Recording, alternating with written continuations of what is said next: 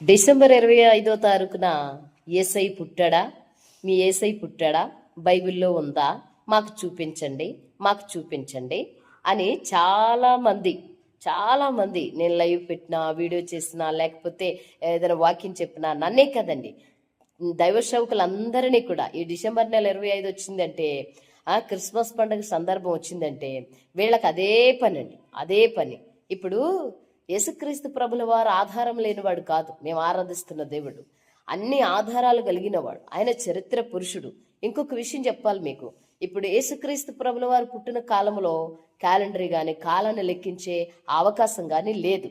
అంత మాత్రాన ఆయన ఉనికిలో లేడని కానీ, లేకపోతే ఆయన అసలు పుట్టలేదని కానీ చెప్పడానికి మీరు సరిపోరు. ఇంకొక విషయం చెప్తాను మీకు. మీరు ఆరాధిస్తున్న మీ యొక్క విశ్వాసాలకి ఆధారాలు ఉన్నాయో లేదో ముందు మీరు చూసుకోవాలి. మీకు అర్థమవుతుందా?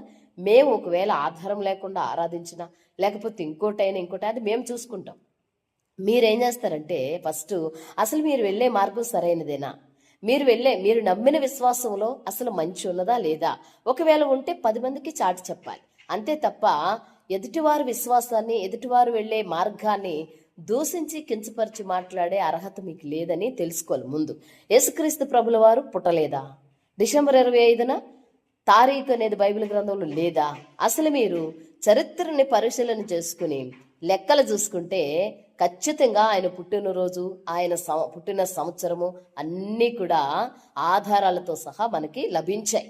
చాలామంది దైవ సేవకులు మీకు చెప్తూనే ఉన్నారు, కానీ మీరు వినకుండా పెద్దగా చరిత్ర అంటే తెలియలేని వాళ్ళని వెళ్ళి అడిగి, మీ యేసయ్య డిసెంబర్ 25న పుట్టాడా? ఆ డేట్ చూపించండి బైబిల్. అసలు మీకు ఎందుకండి? నాకు అర్థం కాక అడుగుతాను. మీరు వెళ్ళే మార్గం రైటా కాదా?